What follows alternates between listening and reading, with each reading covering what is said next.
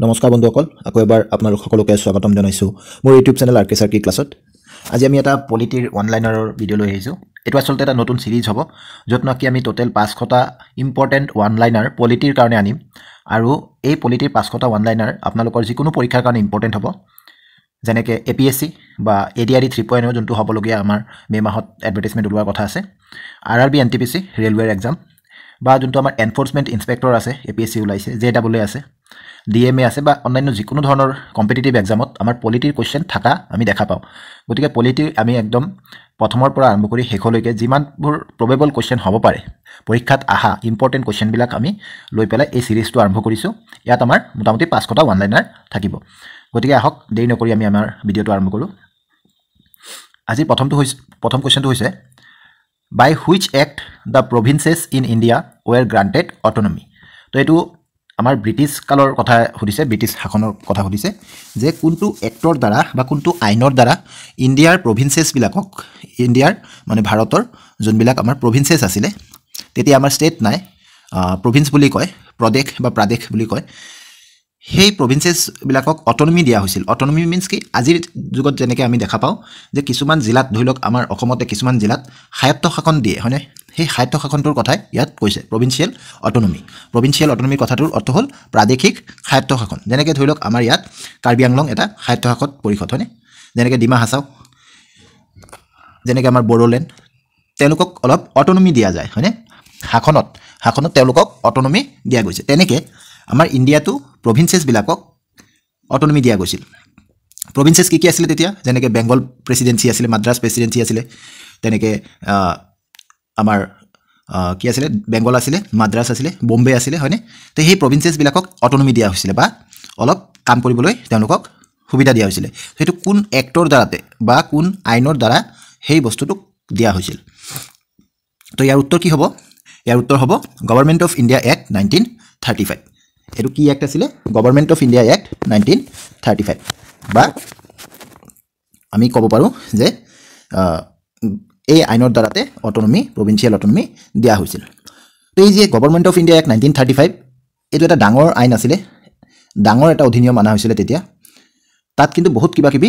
Introduce কৰা হৈছিলে। এটা কি ইণ্ট্ৰডিউচ কৰিছিলে? Provincial autonomy. এইটোতো আমি পালোঁ, এই কুৱেশ্যনটোতে আমি পাইছোঁ যে প্ৰভিন্সিয়েল অট'নমি এই আইনৰ দ্বাৰাতে দিয়া হৈছিলে। তাৰোপৰি এই গভৰ্ণমেণ্ট অফ ইণ্ডিয়া এক্ট 1935 কি কৰিছিল? আমাৰ যোনটো ৰিজাৰ্ভ বেংক অফ ইণ্ডিয়া, সেই ৰিজাৰ্ভ বেংক অফ ইণ্ডিয়াক এষ্টাব্লিছ কৰাৰ কাৰণে এই এক্টে কৈছিলে। ৰিজাৰ্ভ বেংক অফ ইণ্ডিয়া বা RBI এই এক্টে এষ্টাব্লিছ কৰিছিল, বা এই এক্টৰ ৰেকমেণ্ডেশ্যন হিচাপেই এষ্টাব্লিছ কৰা হৈছিলে। আৰু এটা কি কৰিছিলে? ফেডাৰেল কোৰ্ট এইটো এষ্টাব্লিছ কৰা হৈছিলে এই এক্টৰ দ্বাৰাতেই। এই ফেডাৰেল কোৰ্ট যোনটো আছে, এইটোৱে আগলৈ গৈ পেলাই কি হৈছিলে? সুপ্ৰিম কোৰ্ট অফ ইণ্ডিয়া হৈ গৈছিলে। Supreme court of India. আজিৰ দিনত যোনটো সুপ্ৰিম কোৰ্ট অফ ইণ্ডিয়া, সেইটো আগত কি আছিলে? ফেডাৰেল কোৰ্ট আছিলে। আৰু ইয়াৰ এষ্টাব্লিছমেণ্ট এই এক্টৰ দ্বাৰাতে হৈছিলে, গভৰ্ণমেণ্ট অফ ইণ্ডিয়া এক্ট 1935 দ্বাৰা হৈছিলে। 2 নম্বৰ কুৱেশ্যনটো কি কৈছে? The advantages of unitary system of governance are. Unitary system of গভৰ্নেন্সৰ এডভান্টেজেছ কি হ'ব?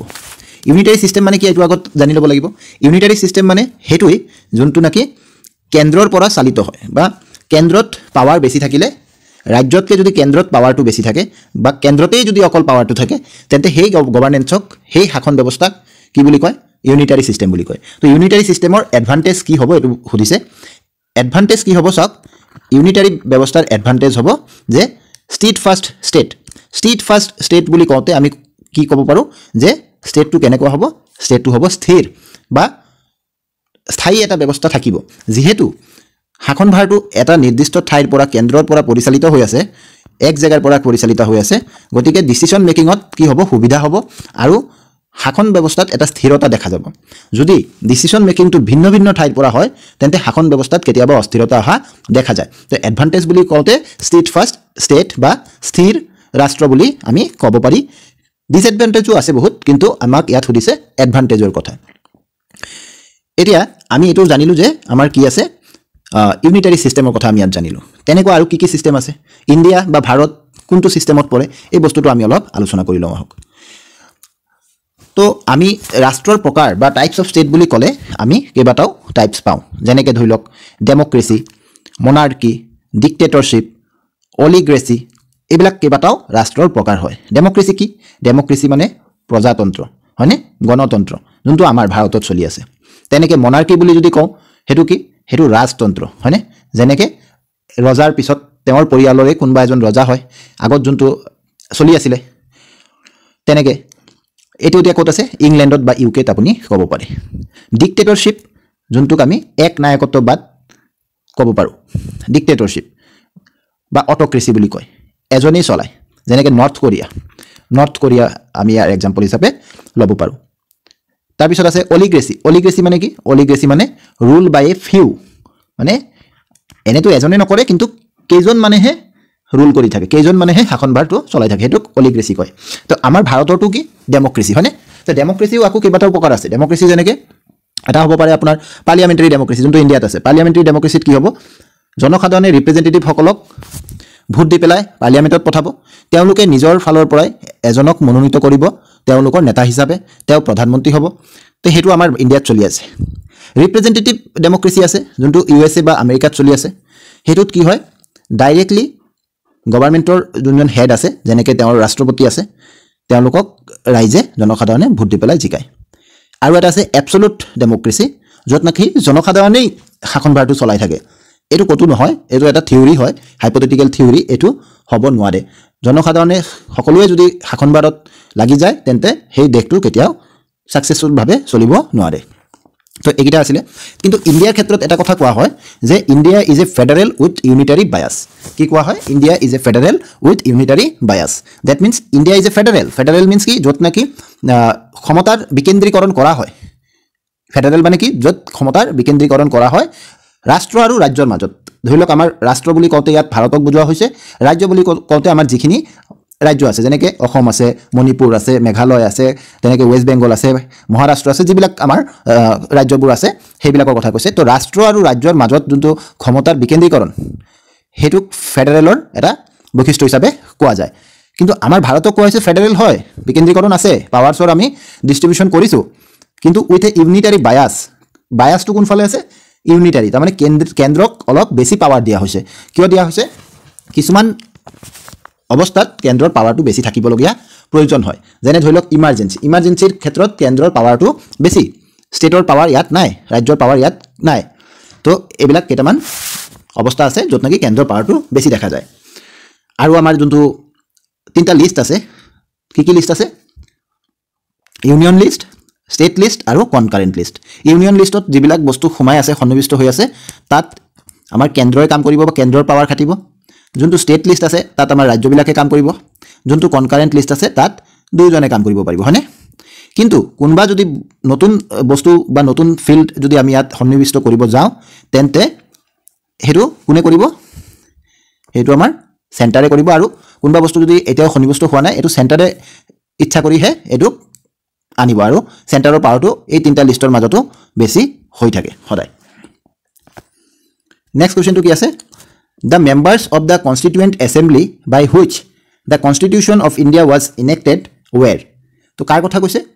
যে members of the constituent assembly যোনটো আমাৰ সংবিধান সভা বনিছিল সেই সংবিধান সভাৰ সদস্যসকলক ক'ৰ পৰা অনা হৈছিলে প্ৰশ্নটো এইটো সুধিছে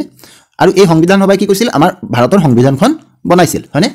তো প্ৰশ্নটো কৈছে যে তেওঁলোক কোন আছিল বা তেওঁলোক ক'ৰ পৰা আনিছিল মেম্বাৰসকলক সদস্যসকলক তো এইটো উত্তৰ হ'ব elected by the legislative assemblies of various provinces বিভিন্ন প্ৰভিন্সেছ যিবিলাক আছিলে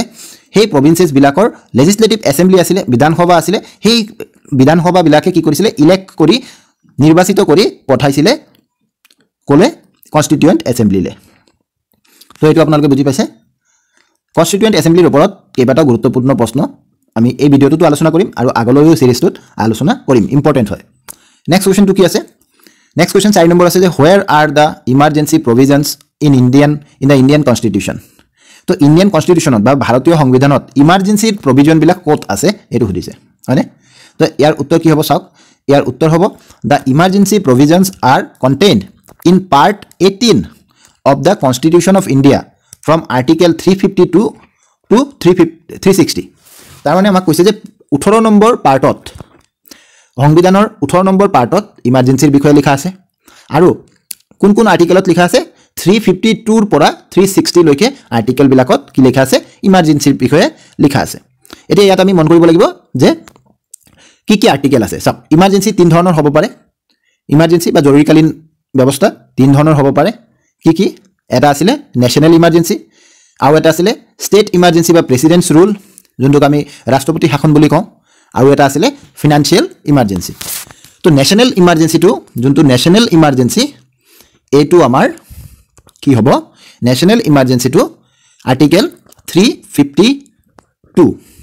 নেক্সট আমাৰ কি আহে ষ্টেট ইমাৰ্জেন্সি বা প্ৰেসিডেন্টছ ৰুল এইটো আৰ্টিকেল 356 ত আছে আৰু যোনটো আমাৰ ফিনান্সিয়েল ইমাৰ্জেন্সি বুলি কয় হেতু আমাৰ 360 ত আছে তো আপোনালোকে মন কৰিব মনত ৰাখিবলৈ আপোনালোকক বুদ্ধি এটা দি দিও 352 ৰ পৰা 356 চাৰি বাঢ়ি গল আৰু 356 ৰ পৰা 360 আকৌ চাৰি বাঢ়ি গল আৰু আপোনালোকে কেনেকৈ মনত ৰাখিব যে 352 ত কোনটো হ'ব 56 ত কোনটো হ'ব 60 ত কোনটো হ'ব আপোনালোকে ইমাৰ্জেন্সিটো ডাঙৰৰ পৰা সৰুলৈ আহিব তেনেকৈ মনত ৰাখিলে হ'ল নেশ্যনেল ইমাৰ্জেন্সিটো বেছি ডাঙৰ ইমাৰ্জেন্সি হয় যদি কোনোবা বাহিৰৰ ষ্টেটে আমাক আক্ৰমণ কৰে যুদ্ধ বিগ্ৰহৰ টাইমত নেশ্যনেল ইমাৰ্জেন্সি দিয়া হয় হেতু ডাঙৰ ইমাৰ্জেন্সি তো হেতু আগত আহিব নেক্সট কি আহিব ষ্টেট ইমাৰ্জেন্সি ৰাজ্যবিলাকত যোনবিলাক ইমাৰ্জেন্সি লাগে যেনেকৈ কোনোবা ৰাজ্য যদি তেওঁলোকৰ শাসনটো চলাবলৈ অসমৰ্থ হয় ৰাজ্যত যদি আৰ্ম ৰিবেলিয়ন হয় বা তেনেকুৱা যদি কিবা শাসন ব্যৱস্থাৰ যদি কি হয় অৱনতি ঘটি যায় তেন্তে ৰাষ্ট্ৰপতিয়ে কি কৰিব পাৰে তেওঁ ৰাষ্ট্ৰপতি শাসন লগাব পাৰে সেই ৰাজ্যটোত আমি বিভিন্ন সময়ে নিউজত আমি এই শুনা পাওঁ যে অমুক ৰাজ্যত ৰাষ্ট্ৰপতি শাসন লগোৱা হৈছে যোনটো আমাৰ আইন শৃংখলাৰ ব্যৱস্থা আছে হেতু যদি ভালকে নচলে তেন্তে ৰাষ্ট্ৰপতি শাসন লগোৱা হয় তো হেতু আছে আমাৰ ষ্টেট ইমাৰ্জেন্সি হেতু 356 ত আহে আৰু লাষ্টত নেশ্যনেল আৰু ষ্টেটৰ পিছত কি আহে ফিনান্সিয়েল ইমাৰ্জেন্সি এটো 360 ত আহে হল আপোনালোকে মনত ৰাখিব নিশ্চয় আৰু এটা কথা মনত ৰাখিব প্ৰশ্ন কেতিয়াবা এনেকুৱা আহে যে ফিনান্সিয়েল ইমাৰ্জেন্সি ভাৰতত কেইবাৰ লাগিছে তো ইয়াৰ উত্তৰ হ'ব আজিলৈকে ভাৰতত কেতিয়াও ফিনান্সিয়েল ইমাৰ্জেন্সি লাগা নাই হেতু আপোনালোকে নিশ্চয় মনত ৰাখিব বহুতে ভাবে যে যোনটো আমাৰ 1991 ত যোনটো বেলেন্স অফ পেমেন্টৰ ক্ৰাইসিস হৈছিল যত নাকি আমাৰ বৈদেশিক মুদ্ৰা ভাণ্ডাৰ বহুত কমি গৈছিল তেতিয়া নাকি আমাৰ ফিনান্সিয়েল ইমাৰ্জেন্সি আহিছিল কিন্তু তেতিয়াও আমি ফিনান্সিয়েল ইমাৰ্জেন্সি ঘোষণা কৰা নাছিলো গতিকে যদি প্ৰশ্ন আহে যে ফিনান্সিয়েল ইমাৰ্জেন্সি কেতিয়া হৈছিল বা কেইবাৰ হৈছিল আপোনালোকে উত্তৰ দিব লাগিব যে এবাৰো হোৱা নাই নিশ্চয় আপোনালোকৰ মনত থাকিব নেক্সট কোৱেশ্চনলৈ আমি যাওঁ নেক্সট কোৱেশ্চনটো কি আছে চাওক 5 নম্বৰ কোৱেশ্চন আছে the constituent assembly of India was formed at the behest of whom তো কৈছে কাৰ উপদেশত কনস্টিটুয়েন্ট এছেম্বলিটো বনোৱা হৈছে কনস্টিটুয়েন্ট এছেম্বলি আগতো পাই আহিছো কি সংবিধান সভাটো কাৰ উপদেশত বনোৱা হৈছিল বা কাৰ কথা মতে কনস্টিটুয়েন্ট এছেম্বলিটো ফৰ্ম কৰা হৈছিল ইয়াৰ উত্তৰ কি হ'ব ইয়াৰ উত্তৰ হ'ব দা কেবিনেট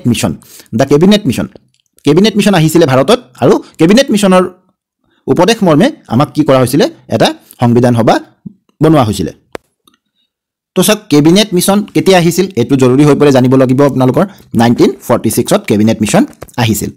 কেবিনেট মিশন কিয় আহিছিল যদি আপোনালোকৰ প্ৰশ্নটো তেনেকৈ যদি কৰে আপোনালোকে ক'ব পাৰিব লাগিব যে কেবিনেট মিশন আহিছিল to discuss the transfer of power আপোনালোকে জানে যে যেতিয়া ব্ৰিটিছসকলে যেতিয়া ভাৰত ত্যাগ কৰি গৈছিল তেতিয়া কি কৰিছিল তেওঁলোকে ট্ৰান্সফাৰ অফ পাৱাৰ বহুতে কয় যে আমি স্বাধীন হোৱা নাই বহুতে এই কথাটোক লৈ পেলাই এতিয়াও কৈ থাকে যে আমি কেতিয়াও স্বাধীন হোৱা নাই আমাক ইন্ডিপেন্ডেন্স দিয়া নাই ব্ৰিটিছে যেতিয়া আমি ইন্ডিপেন্ডেন্স ডে হিচাপে পালন কৰো 15 আগষ্টনে কিন্তু ব্ৰিটিছে ইন্ডিপেন্ডেন্স দিয়া বুলি কতো লিখা নাই তেওঁলোকে লিখিছে ট্ৰান্সফাৰ অফ পাৱাৰটো আগত কাৰ হাতত আছিল ব্ৰিটিছৰ হাতত আছিল তেওঁলোকে যোনটো প্ৰথম চৰকাৰ বনিছিল তেওঁলোকৰ হাতত দ্যাট মিন্স আমাৰ প্ৰথম প্ৰধানমন্ত্ৰী জৱাহৰলাল নেহৰুৰ হাতত পাৱাৰটোক ট্ৰান্সফাৰ কৰি তেওঁলোক ইয়াৰ পৰা গুচি গৈছিল হেতু এটা থিওৰি হয় তো বহুতে এই থিওৰিটিক বেছ কৰি পেলাই কয় যে আমি কেতিয়াও ইন্ডিপেন্ডেন্ট হোৱাই নাই কাৰণ আমাৰ ইন্ডিপেন্ডেন্স বুলি লিখি দিয়া নাই নহয় আমাক লিখিছে ট্ৰান্সফাৰ অফ পাৱাৰ এতিয়া কেবিনেট মিশনৰ বিষয়ে আমি আৰু কি জানিব লাগে আৰু এটা ইম্পৰ্টেন্ট বস্তু আমি জানিব লাগিব যে এই মিশন এটাত কেবিনেট মিশন যোনটো আহিছিল তাত মেম্বাৰ কেইজন আছিল তাত মেম্বাৰ আছিল 3 জন কেইজন আছিল 3 জন যদি আপোনালোকক নাম খুদে বা কোনে সেই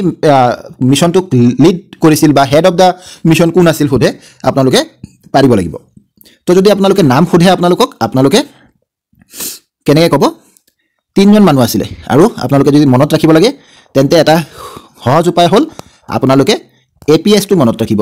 আসাম পুলিচ সাৰ্ভিস যিসকলে এপিএসসি দিয়ে আসাম পুলিচ সাৰ্ভিস এটা আমাৰ কি থাকে one of the most prestigious job হয় আমাৰ অসমত গতিকে APS শব্দটো আপোনালোকে নিশ্চয় শুনিছে তো APS শব্দটোৰ পৰা আপোনালোকে তিনিজনৰ নাম মনত ৰাখিব পাৰিব কি আছিলে A মানে AB আলেকজেণ্ডাৰ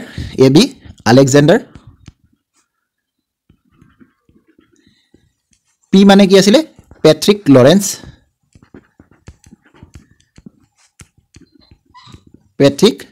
লৰেন্স আৰু S মানে আছিলে ষ্টেফৰ্ড ক্ৰিপছ ঠিক আছে মনত থাকিব APS চাওক A মানে AB আলেকজেণ্ডাৰ P মানে পেট্ৰিক লৰেন্স আৰু S মানে ষ্টেফৰ্ড ক্ৰিপছ এই তিনিজন আছিলে মেম্বাৰ আৰু হেড কোন আছিলে পেট্ৰিক লৰেন্স কোন আছিলে এই মাজৰজনে আছিলে হেড তো কেবিনেট মিছনৰ বিষয়ে আপোনালোকে নিশ্চয় এইখিনি জানিছে আৰু এটা কথা মনত ৰাখিব যে কেবিনেট মিছনটো যোনটো আছিলে এইটো ফেইল হৈছিলে মানে তেওঁলোকৰ ৰেকমেণ্ডেশ্যন যোনবিলাক আছিলে সেইবিলাক কংগ্ৰেছে কিন্তু ৰিফিউজ কৰিছিলে তেওঁলোকে মানা নাছিলে তেওঁলোকৰ কেইবাটাও ৰেকমেণ্ডেশ্যন কংগ্ৰেছৰ ভাল লগা নাই যাৰ কাৰণে কেবিনেট মিছন যোনটো ট্ৰান্সফাৰ অফ পাৱাৰ ডিছকাছ কৰিব আহিছিল তো সেই মিছনটোৱে সেই কামটো ছাকচেছফুলি কৰিব পৰা নাছিলে তো এইখিনিতে আমি এটা কথা আপোনালোকক জনাই দিওঁ যে এই যোনটো সিৰিজ চলাই আছো ইয়াত খালি এনেকৈ কোৱেশ্চন আনসাৰ ডিছকাছ কৰিম আমি পলিটিৰ যদি আপোনালোকে বিচাৰে যে পলিটিৰ ডিটেইল ভিডিঅ' আনিব লাগে এটা টপিক লৈ পেলাই আপোনালোকক ভালদৰে বুজাই দিয়াৰ কাৰণে যাতে টপিক আনিব লাগে টপিকৰ ওপৰত ভিডিঅ' আনিব লাগে তেন্তে কমেণ্ট বক্সত জনাব তাৰোপৰি আপোনালোকে যদি আৰু ইকনমি বা সায়েন্স বিভিন্ন বিষয়ৰ ওপৰত যদি আপোনালোকৰ ডিটেইল ভিডিঅ' যদি লাগে যাতে আপোনালোকে বিভিন্ন ধৰণৰ পৰীক্ষাত প্ৰিপাৰেশ্যন কৰিব পাৰে তেন্তে কমেণ্ট বক্সত জনাব আপোনালোকৰ পৰা সহাৰি পালে আমি নিশ্চয় চেষ্টা কৰিম সময় আমাৰ বহুত কম থাকে তথাপি আমি চেষ্টা কৰিম আৰু আপোনালোকে যদি এই আমাৰ ভিডিঅ'ৰ PDF বিলাক এই কোৱেশ্চন আনসাৰবিলাক যদি PDF আকাৰে ফ্ৰী অফ কষ্ট যদি আপোনালোকে বিচাৰে তেন্তে আপোনালোকে আমাৰ টেলিগ্ৰাম আৰু হোৱাটছআপ চেনেল জইন কৰি ল'ব যাৰ লিংক আমি ডেছক্ৰিপশ্যন বক্সত আৰু পিন কমেণ্টত দি ৰাখিম সেইখিনি কৰিলে আপোনালোকে জইন কৰিলে বিভিন্ন ধৰণৰ পৰীক্ষা হ'লে আমি পোল তাত দিব পাৰোঁ আৰু পোলবিলাক দিলে আপোনালোকে তাত পাৰ্টিচিপেট কৰিব পাৰিব নেক্সট ধৰি লওক কিবা কুৱেশ্চন পেপাৰ আমি যদি তাত দি দিব পাৰোঁ কুৱেশ্চন ডিছকাছ কৰিব পাৰোঁ বিভিন্ন ধৰণৰ কুইজ দিব পাৰোঁ বা এই PDF বিলাক যদি আপোনালোকক দিব পাৰোঁ তেতিয়াহ'লে মই ভাবোঁ আপোনালোকৰ পৰীক্ষাৰ প্ৰিপাৰেশ্যনত বহুত হেল্প হ'ব গতিকে আপোনালোকে সেই চেনেল দুটা জইন কৰি ল'ব নেক্সট কুৱেশ্চনটো চাওঁ আমি নেক্সট কুৱেশ্চনটো আছে who was the president of the constituent assembly of India constituent assembly আমি আগতে কৈছোঁ যে কি হ'ব কনষ্টিটুৱেণ্ট এছেম্বলিৰ ওপৰত আপোনালোকৰ কেইবাটাও কুৱেশ্চন আমি এই ভিডিঅ'টোতে পাম গতিকে এতিয়ালৈকে আমি 3-4টা কুৱেশ্চন পাই গ'লোঁ অলৰেডি তো প্ৰেচিডেণ্ট কোন আছিলে কনষ্টিটুৱেণ্ট এছেম্বলি বা সংবিধান সভাৰ প্ৰেচিডেণ্ট কোন আছিলে সভাপতি কোন আছিলে তো ইয়াৰ উত্তৰটো কি আছে ইয়াৰ উত্তৰ আছে ডক্টৰ ৰাজেন্দ্ৰ প্ৰসাদ আমাৰ স্বাধীন ভাৰতৰ প্ৰথম ৰাষ্ট্ৰপতিও আছিলে তেওঁ কি আছিলে এই কনষ্টিটুৱেণ্ট এছেম্বলি বা সংবিধান সভাৰ কি আছিলে সভাপতি বা প্ৰেচিডেণ্ট আছিলে কিন্তু এটা কথা আপোনালোকে মন কৰিব যে তেওঁ কিন্তু প্ৰথম সভাপতি নাছিলে প্ৰথম সভাপতি আছিলে সচ্চিদানন্দ সিনহা কোন আছিলে সচ্চিদানন্দ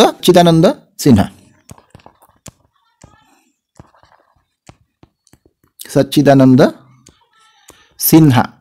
ঠিক আছে তেওঁ আছিলে প্ৰথম সভাপতি কথাটো হ'ল কি এই সচ্চিদানন্দ সিনহা তেওঁ আটাইতকৈ বয়সীয়াল মেম্বাৰ আছিলে সংবিধান সভাৰ আৰু তেওঁক সন্মান জনোৱাৰ কাৰণে প্ৰথম যোনটো মিটিং হৈছিলে ফাৰ্ষ্ট মিটিং হৈছিলে আপোনাৰ 9th ডিচেম্বৰ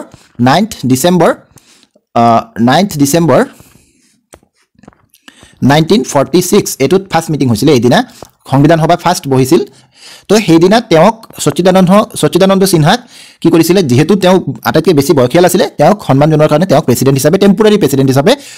দিয়া হৈছিলে আৰু এদিনে তেওঁ প্ৰেচিডেণ্ট হিচাপে বহিছিল নেক্সট যোনটো মিটিং হৈছিলে সেইটো ছেকেণ্ড মিটিংটো হৈছিলে 11 ডিচেম্বৰ এদিন পিছত আৰু 1946ত হৈছিলে ছেকেণ্ড মিটিংটো সেই ছেকেণ্ড মিটিঙত ৰাজেন্দ্ৰ প্ৰসাদক পাৰ্মানেণ্ট প্ৰেচিডেণ্ট হিচাপে ঘোষণা কৰা হৈছিলে আৰু কনষ্টিটিউৱেণ্ট এছেম্বলিৰ পৰা আৰু এটা ইম্পৰ্টেণ্ট কুৱেশ্চন আপোনালোকক সুধি থকা দেখা যায় বিভিন্ন পৰীক্ষাত এই প্ৰশ্নটো আহে সেইটো হ'ল যে ড্ৰাফটিং কমিটিৰ চেয়াৰমেন কোন আছিলে ড্ৰাফটিং কমিটি বা খচৰা সমিতি বুলি ক'ব অসমীয়াত খচৰা সমিতিৰ প্ৰেচিডেণ্ট বা সভাপতি বা চেয়াৰমেন কোন আছিলে সেইজন বা হেড কোন আছিলে সেইজন আছিলে ডক্টৰ ভীমৰাও আম্বেদকাৰ তো সেইটো আপোনালোকে মনত ৰাখিব এটা ইম্পৰ্টেণ্ট কুৱেশ্চন হয় কমন কুৱেশ্চন আহি থাকে নেক্সট কি আছে চাওক what kind of justice has been talked about in the preamble of the Indian constitution ভাৰতৰ কনষ্টিটিউশ্যন বা ভাৰতৰ সংবিধানৰ প্ৰিএম্বলত প্ৰস্তাৱনাত কি ধৰণৰ জাষ্টিছৰ কথা কোৱা হৈছে আপোনালোকে মন কৰিব যদি আপোনালোকে কম্পিটিটিভ এক্সাম দি আছে তেন্তে পলিটিৰ কাৰণে কনষ্টিটিউশ্যনৰ প্ৰিএম্বলটো এটা ইম্পৰ্টেণ্ট টপিক হৈ যায় প্ৰিএম্বলৰ পৰা বহুত কুৱেশ্চন আহা দেখা যায় বেচিকেলি আমাৰ চেণ্ট্ৰেল লেভেলৰ যোনবিলাক পৰীক্ষা হয় তাত কিন্তু প্ৰিএম্বলৰ ওপৰত বহুত কুৱেশ্চন আহা দেখা যায় তো এটোত কি সুধিছে যে আমাৰ কি জাষ্টিছৰ কথা প্ৰিএম্বলত কোৱা হৈছে বা প্ৰস্তাৱনাত কোৱা হৈছে কি জাষ্টিছৰ কথা কৈছে ছ'চিয়েল ইকনমিক পলিটিকেল জাষ্টিছ তিন ধৰণৰ জাষ্টিছৰ কথা কৈছে ছ'চিয়েল সামাজিক ইকনমিক মানে অৰ্থনৈতিক পলিটিকেল মানে ৰাজনৈতিক মানে আমি সামাজিক অৰ্থনৈতিক আৰু ৰাজনৈতিক এই তিনিও ধৰণৰ জাষ্টিছ পাব লাগে বুলি প্ৰস্তাৱনাত কোৱা হৈছে তাৰ মানে প্ৰস্তাৱনাত কোৱাৰ মিনিং এইটোৱে যে আমাৰ কনষ্টিটিউশ্যন অফ ইণ্ডিয়া বা ভাৰতৰ সংবিধানে ভাৰতৰ নাগৰিকসকলক এই ছ'চিয়েল ইকনমিক আৰু পলিটিকেল জাষ্টিছ দিব বুলি কৈছে নেক্সট কি আছে 8 number question how India has been declared in the preamble of the constitution আকৌ একেই কথা যে ভাৰতৰ কনষ্টিটিউশ্যনৰ সংবিধানৰ প্ৰিএম্বলত ভাৰতক কি ধৰণে ডিক্লেয়াৰ কৰা হৈছে বা কি ধৰণে দেখুওৱা হৈছে কি হিচাপে দেখুওৱা হৈছে তাত লিখা আছে যে India is a sovereign socialist secular democratic republic এই পাঁচটা শব্দ ইয়াত লিখা আছে এই পাঁচটা শব্দ যে লিখা আছে তাৰে দুটা শব্দ আগত নাছিলে প্ৰথম অৱস্থাত পিছত এমেণ্ডমেণ্টত আহিছে এইটো আমি আগৰ কোৱেশ্চনটোত আলোচনা কৰিম তো বৰ্তমান আমি জানি লওঁ যে পাঁচটা শব্দৰ অৰ্থ কি ছভাৰেন মানে সাৰ্বভৌম আমাৰ ওপৰত কোনো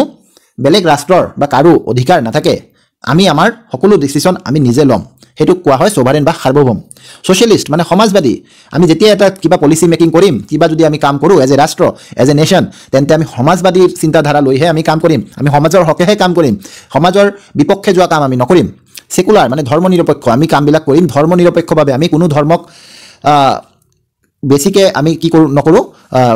প্ৰাধান্য নিদিওঁ বা কোনো ধৰ্মক আমি অপোজো নকৰোঁ আমি ধৰ্ম নিৰপেক্ষ হ'ম পক্ষপাতিত্ব আমি ধৰ্মক লৈ পেলাই নকৰোঁ ডেমক্ৰেটিক মানে গণতান্ত্ৰিক আৰু ৰিপাব্লিক মানে গণৰাজ্য হয়নে এইখিনি আমাক কি কৈছে আমাৰ প্ৰিএম্বলত কৈ দিছে নেক্সট কি আছে চাওক নেক্সট আছে when India become a full sovereign democratic republic তো কৈছে যে ইণ্ডিয়া কেতিয়া ভাৰত কেতিয়া এটা সম্পূৰ্ণ sovereign democratic republic হৈছিলে কেতিয়া হৈছিলে যেতিয়া আমি সংবিধানটো বনালোঁ যেতিয়া আমি সংবিধানটো গ্ৰহণ কৰিলোঁ তেতিয়া আমি নিজক নিজে ক'লোঁ এই যে আগৰ কোৱেশ্চনটো এইটো ক'ত কোৱা হৈছে যে সেকুলাৰ ডেমক্ৰেটিক ৰিপাব্লিক এই বস্তুখিনি ক'ত কোৱা হৈছে এই বস্তুখিনি কোৱা হৈছে প্ৰিএম্বলত কাৰ প্ৰিএম্বলত কোৱা হৈছে কনষ্টিটিউশ্যনৰ তো যেতিয়ালৈকে কনষ্টিটিউশ্যন নাহিব এই কথাবিলাকো নাহিব গতিকে আমি কেতিয়া সম্পূৰ্ণভাৱে এই কথাবিলাক কৈছিলোঁ যেতিয়া আমাৰ সংবিধান বলবৎ হৈছিলে কেতিয়া বলবৎ হৈছিলে 26 জানুৱাৰী 1950 চনত কিন্তু 26 জানুৱাৰী 1950 চনত বলবৎ হোৱা সংবিধানখন বনাই শেষ কেতিয়া হৈছিলে লিখি শেষ কেতিয়া হৈছিলে কেতিয়া হেতুক এডপ্ট কৰা হৈছিলে এটো এডপ্ট কৰা হৈছিলে 26 নৱেম্বৰ 1949 চাওক অলপ আগতে আমি ডিসকাস কৰিছো কথাবিলাক লিংক কৰিব মনত ৰাখিবলৈ সুবিধা হ'ব যে 9th ডিসেম্বৰ 1946 ত ফাৰ্স্ট মিটিং হৈছিল কনস্টিটিউয়েন্ট এসেম্বলি তেতিয়া তেওঁলোকে প্ৰথম বহিছিল এই দিনটোৰ পৰা আৰম্ভ কৰি 26 নৱেম্বৰ 1949 এই দিনটোলৈকে তেওঁলোকে কি কৰিছিল সংবিধানৰ গোটেইখিনি কাম কৰি সংবিধান লিখি তেওঁলোকে ৰেডি কৰিছিল আৰু এই দিনটোত 26 নৱেম্বৰ 1949 এই দিনটোত সংবিধানখনত সাইন কৰা হৈছিল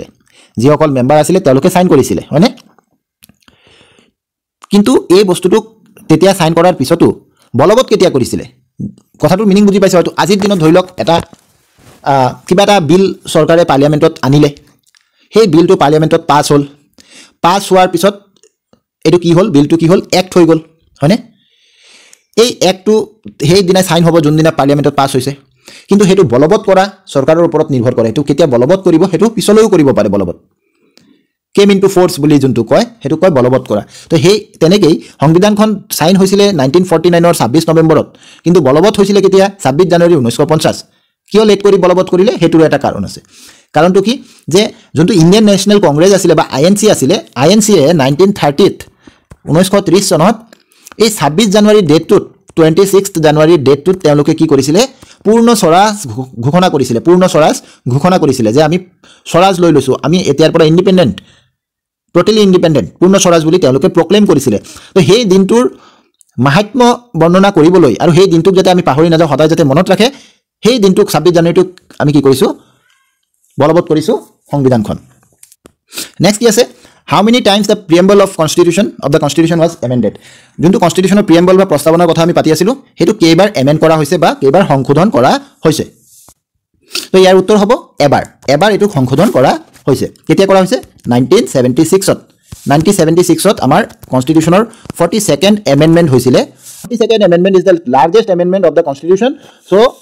42nd amendment to mini constitution বুলিও কোৱা হয় ইমানে ডাঙৰ amendment যে এটো এটা কনষ্টিটিউচন বুলিও কোৱা যায় বহুত কিটা চেঞ্জ তাত কৰিছিল যেনেকৈ সেকুলাৰ সোশিয়েলিষ্ট ইন্টিগ্ৰিটি শব্দবিলাক খুমোৱা হৈছিল পাৰ্লিয়ামেন্টৰ পাৱাৰ ইনক্ৰিজ কৰা হৈছিল জুডিশিয়াৰীৰ পাৱাৰ ডিক্ৰিজ কৰা হৈছিল ফান্ডামেন্টাল ডিউটিজ খুমোৱা গৈছিল তো এই বস্তুবিলাক হৈছিল 42nd amendmentত তেতিয়া আমাৰ প্ৰিএম্বলকো এবাৰ তাত কি কৰিছিল এমেণ্ড কৰিছিলে আৰু প্ৰিএম্বল এমেণ্ড কৰি তাত কেইবাটাও শব্দ সোমাইছিলে শব্দকেইটা কি আছিলে তিনিটা শব্দ সোমাইছিলে সেকুলাৰ ছ'চিয়েলিষ্ট আৰু ইণ্টিগ্ৰিটি সেকুলাৰ ছ'চিয়েলিষ্ট ইণ্টিগ্ৰিটি শব্দকেইটা যেতিয়া প্ৰথম কনষ্টিটিউশ্যন বনোৱা হৈছিলে তেতিয়া নাছিলে পিছত যেতিয়া 42nd এমেণ্ডমেণ্টত 1976ত যেতিয়া এইটো এমেণ্ড কৰা হ'ল তেতিয়া সেকুলাৰ ছ'চিয়েলিষ্ট আৰু ইণ্টিগ্ৰিটি এই শব্দকেইটা তাত সোমাই দিয়া হৈছিলে তো এই 10টা আজি কোৱেশ্চন আছিলে যদি আপোনালোকৰ ভিডিঅ'টো ভাল লাগে তেন্তে লাইক শ্বেয়াৰ এণ্ড ছাবস্ক্ৰাইব কৰিব ধন্যবাদ